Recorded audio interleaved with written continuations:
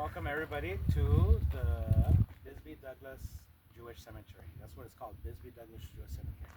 This is a very special place because wouldn't you guys imagine that there is a Jewish cemetery right on the U.S.-Mexican border? Literally, right feet from the U.S.-Mexican border.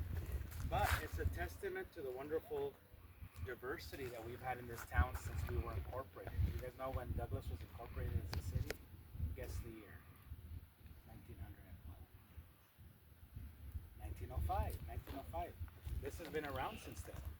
And Douglas used to have a very diverse population. We used to have store owners that were Lebanese, and we would have the Jewish population, and people of all backgrounds, because we had a big industry, right? The smelter.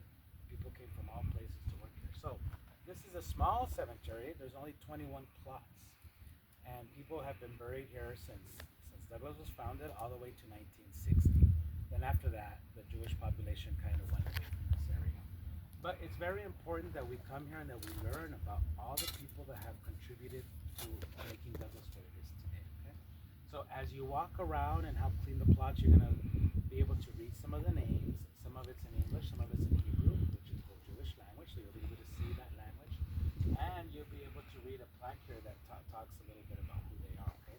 For you guys to learn even more about them, you can always visit the Douglas Williams House Museum over there at the corner of the Avenue and 10th Street. Have you guys been there? That little house, two-story house. That's the museum on the main street of the town, and that's run by the Douglas Historical Society. And we have some brochures and information about the Jewish pioneers of Southeast Cochise County. In this cemetery, we have people buried that were living in Bisbee, that were living in Douglas, and they were living in Mexico. And there are still some descendants, great-grandchildren, that come and visit these plots. Now, recently, Mr. Marufo, who's our next-door neighbor here, told us that Mr. Rosen, who's a Jewish man that owns this property, was here to visit, right? Yeah. And he came and visited unannounced, and he comes once in a while.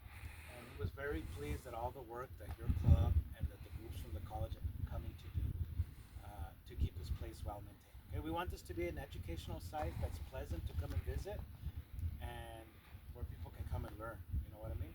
A few years back, right, Gilbert, before the reconstruction, there was no wall, there was no camera, there was no lights, there was no water, there was no landscaping. It was basically an abandoned site. People would come in at night, party, and vandalize. And we said, no. So different groups began doing things. And in partnership with different organizations, you can read it on the plaque, money was raised and put all these beautiful, upgrades together. But it's our obligation as citizens of our community of Douglas to work on this, to make it look beautiful and have it accessible to the community. So Gilbert Marufo lives next door. He helps us out with the water and with keeping an eye on the place. Electricity, all the utilities.